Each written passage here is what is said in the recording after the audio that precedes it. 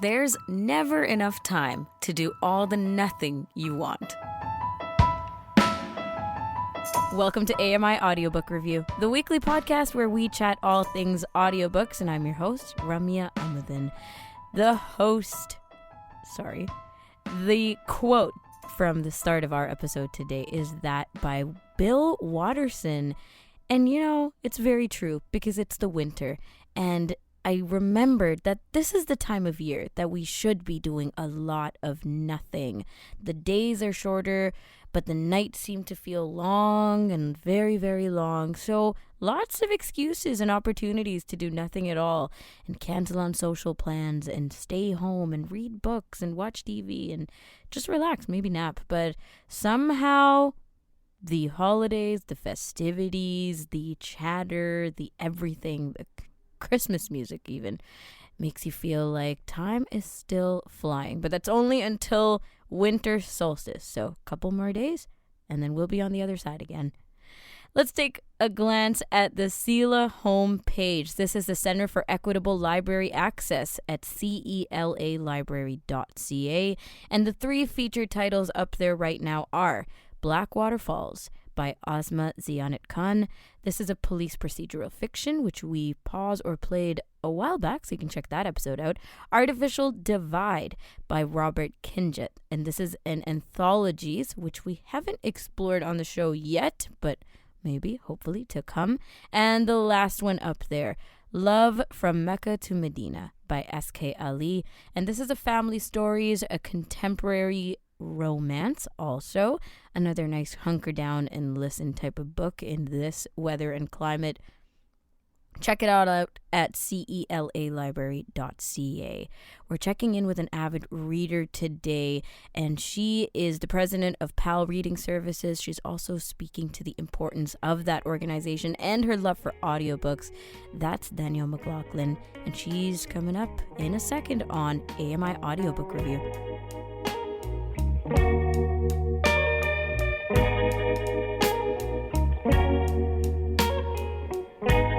This is AMI Audiobook Review, the weekly podcast where we chat all things audiobooks, and we're moving on to Pause or Play.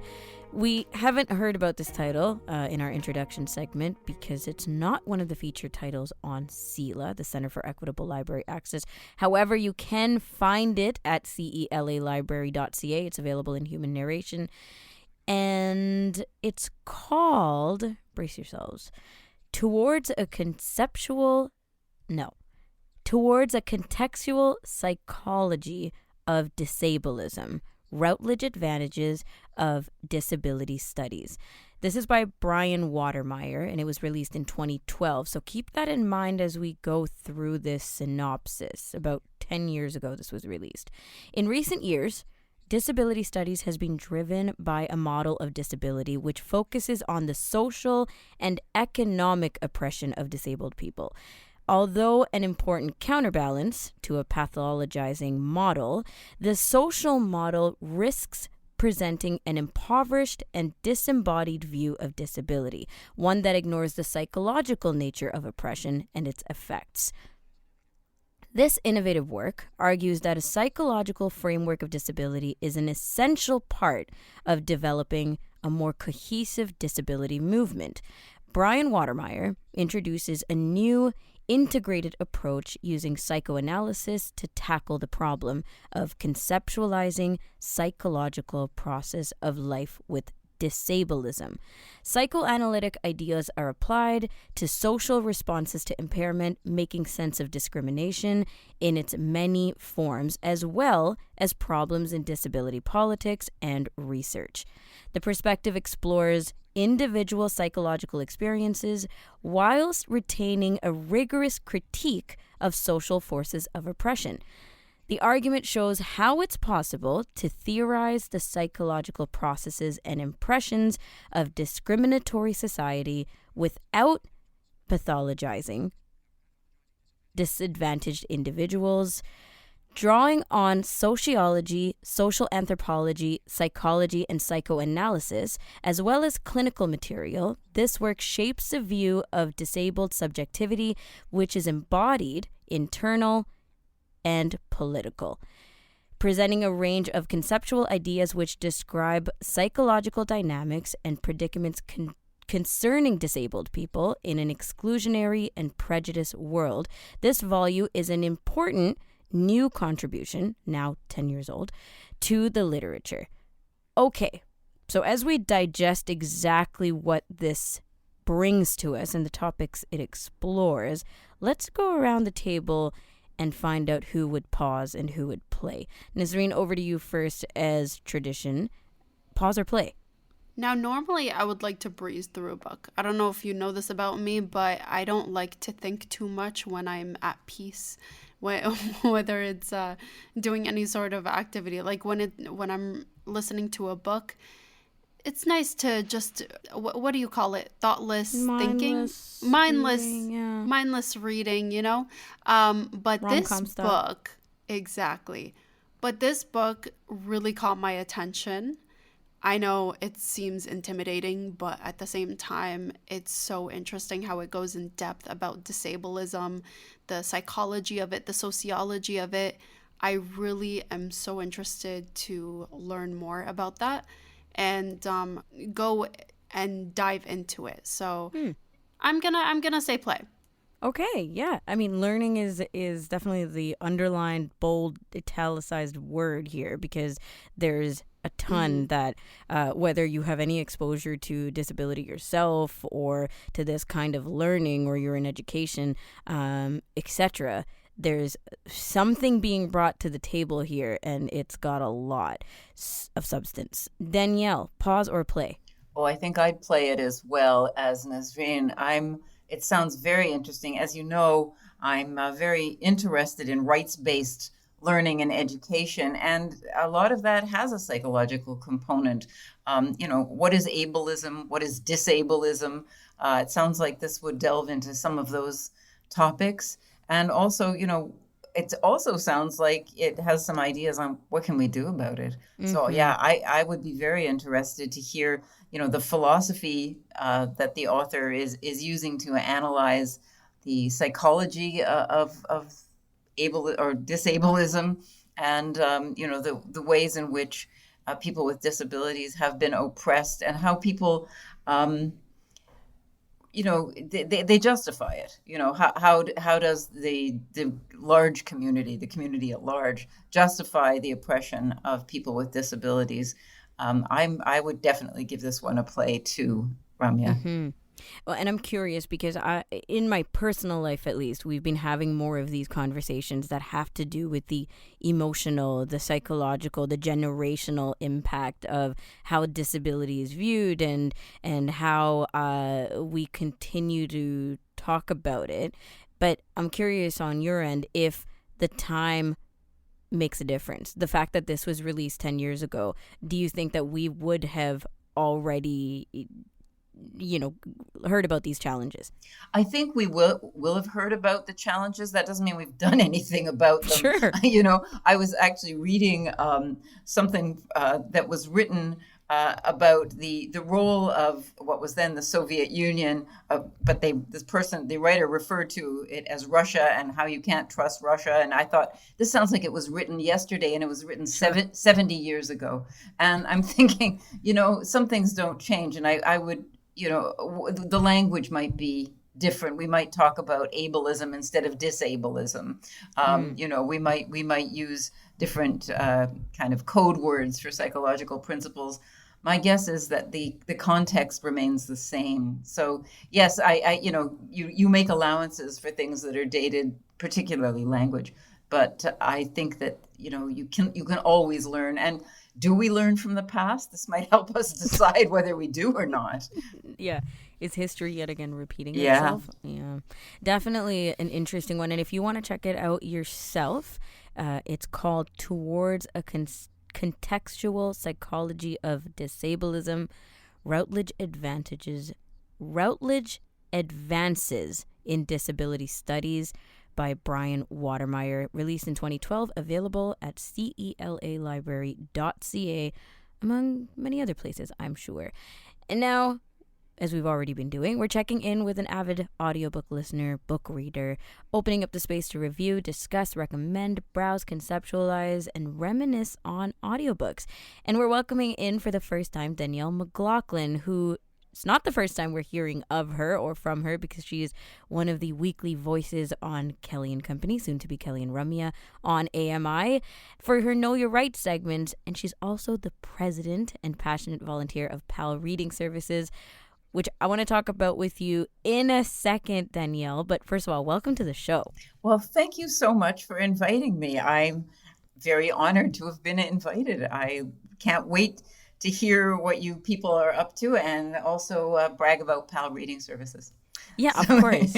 Of course. There's always space to brag about PAL. And the other thing I wanted to say was it's so funny because you and I talk books a lot. You've talked books many times on Kelly and Company, but it's not always, like, the ratio doesn't always match as to how many times we get people on this show to talk audiobooks and how much reading and listening they actually do. So if that was the case, you'd be on every week, right? Well, I'm trying to average about a book a week because it's pleasurable. But as Nasreen has mentioned before, sometimes you just want that bit of, not very involved bit of reading where you sit back and just let it wash over you. And sometimes you really want an in-depth experience that a book can give you. So I like both.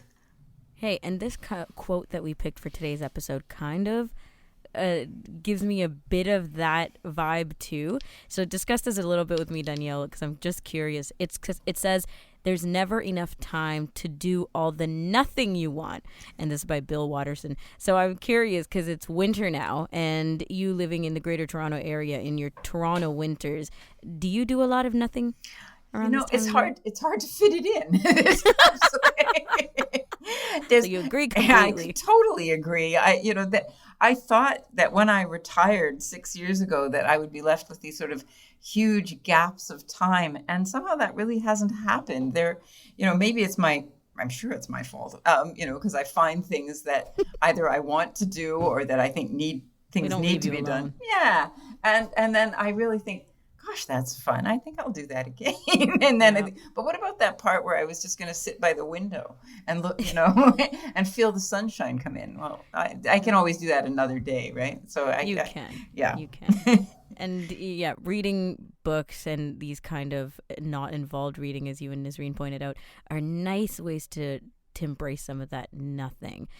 But Danielle, as we said, PAL Reading Services, I think that PAL fits perfectly in the realm of the kinds of beautiful things we talk about here on AMI Audiobook Review. So tell us a little bit about the organization, the initiatives that they do, and how you're involved and how much you love it.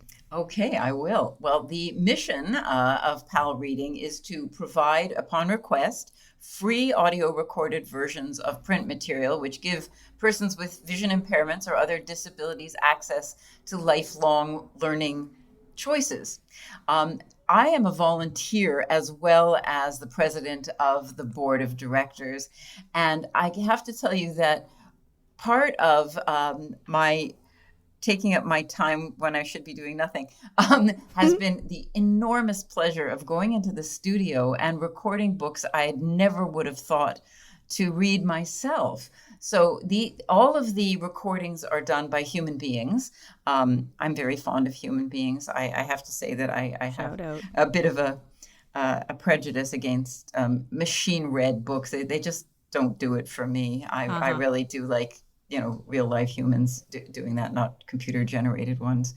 And the thing is that we have just such a wide variety of materials that have been brought to PAL. And, while it's not a very big organization, there are only 2 paid staff people and a whole raft of volunteers who are members of the board of directors like I am, and who are people who read, people who just, who do some of the other kinds of things that not-for-profits need to have done. But most of the funding comes from private donors.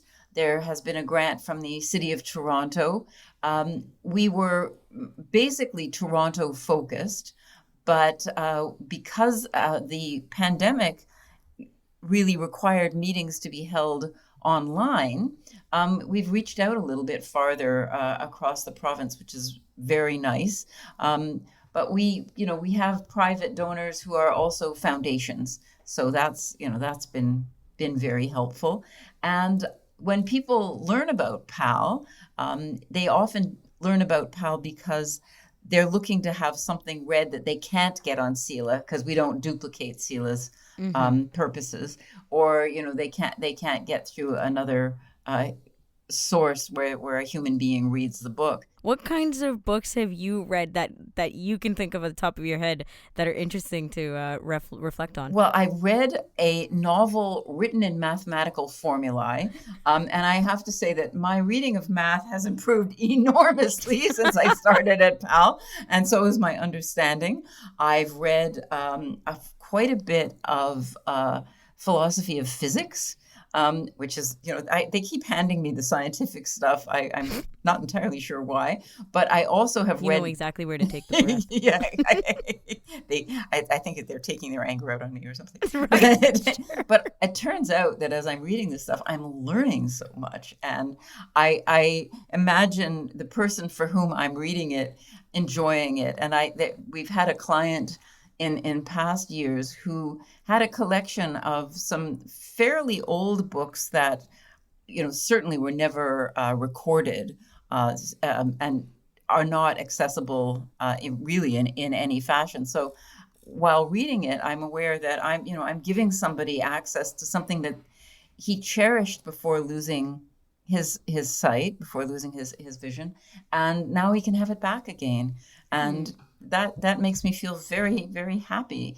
And, on a rare occasion, I get to meet the clients at an annual general meeting, for example, and then we can talk about the books. Yes. And that's just such a treat, It's a treat reading the narrator of a book that you love. And honestly, is it? Oh, yes, that's good. Of course it would be, right? Like we talk narrators on the show once a month here, and it's like we always talk about the fantasy of meeting our favorite narrators, or like, oh, what are they going to read next, that kind of thing. And so you're popular if you're being met by clients. And then, like you said, that love of a book being transferred to someone personally having read it for you is also very beautiful. So. Well, that's lovely. It's a Thank huge you for sharing pleasure. Some of that with us. Thank you. Now, how much do you listen aside from reading the ones you do? Spotlight time. How much do you listen to content in the form of audio? So that's like podcasts or audiobook listening or any other kind of audio entertainment. I do listen from time to time because I'm sighted. I usually do my reading, in paper format. If I'm traveling, I love listening to narrated books while I'm driving or in the car, and that's where I do most of my listening. My eyes are bigger than my tummy, so I will go into the library and pick up a recorded book and think, 10 discs, I can listen to that in no time. Well, no, you can't. No. Can you even speed up the ones on discs? Like not in the car. I don't think so. I think you can probably falling behind. Yeah, that's right. I think they need to. Yeah, but sometimes some of them. One of my favorite authors who reads his own work is David Sedaris, and I don't know if you've heard any of his books, but he's extremely funny, and his timing is so good you kind of wouldn't want to speed him up too much. Right. So I do recommend, if anybody is a fan of David Sedaris, he narrates all his own books, so that's excellent, definitely worth a listen. Fantastic. And have you converted other people? Like through your work, obviously, you're meeting people all the time who do listen to audiobooks, but anyone in your own life who you were the one who've introduced them to audiobooks or something along those lines? I think that there are some holdouts in my family. Yeah. Oh.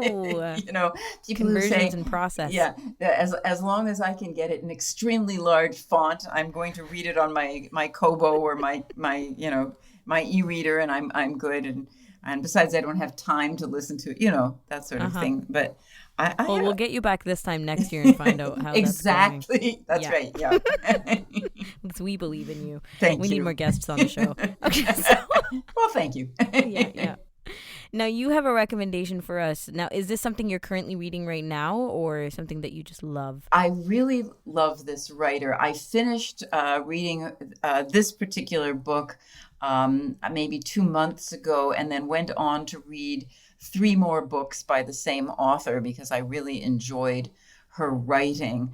The book that I'm going to speak about is called Olive Kitterdge, and it's by Elizabeth Strout. This book won a Pulitzer Prize for literature in 2008, I believe. She has written subsequent books that involve the same characters who are in this book. Olive Again is a book about the same character. There's one called My Name is Lucy Barton, another called The Burgess Boys. It all takes place in a small town in Maine. And the book, Olive Kitterdge, is a kind of group of linked short stories. So it's perfect if you want to just listen to one chapter before you go to sleep at night. You haven't cut yourself off. You can listen to the next chapter, the next day if you like, and enjoy it just as much. The characters they live in a very sort of commonplace small town community, but things happen. And the character Olive Kitterdge, who stars in it, shall we say, is not a nice woman. She was a grade 7 math teacher. And I mean, I don't know if you remember your math teachers in middle school, but they weren't always the nicest people in the world. And Olive certainly isn't. She's very opinionated, grumpy. She's not that kind, unless she decides to be. And she suddenly startles people by reaching out with great kindness to people who she encounters for unexpected reasons. She has a problematic relationship with her husband and with her son. Her feelings get hurt very easily. And you'd think for somebody who's kind of gruff and basically grumpy that wouldn't be the case, but it actually is. And she reminds me of people I've known in my own life who are, on the surface very tough and underneath not so tough, very, tender, in fact. Peel the onion. Mm-hmm. Really, very, very much like that. The writer, gives you this wonderful picture. So, you can imagine what the town looks like. You can imagine what the people are like because her descriptions are so clear, which is something I really enjoy. It takes place on the coast of Maine, a small coastal town called Crosby. I'm not sure whether Crosby actually exists or if I think she's invented it for the purposes of these books. And there are people who come to live in the town and quite a few more who really want nothing more than to leave the town because it's a small town and they want to live in a livelier place or a bigger city. And you get this interaction of people. Now, I don't know if you've ever heard of a play called Our Town. Back in the day, high school classes or high school drama clubs would put this play on. It's by Thornton Wilder. It's a wonderful, very American play. And it just is a bunch of conversations of people who've died. And they're all there. It takes place in a cemetery. And you start hearing about all the different people who are in the cemetery and how they interacted when they were alive and what their lives were like and, what happened. And this book kind of reminds me of that. It's all of the things that are good about America, the whole sense of opportunity, of people, choosing to live a life and then going about it as suits them best of all. It's not wildly political, which, it does have some politics involved, but the politics are very much the politics of a very small town and not national or international politics.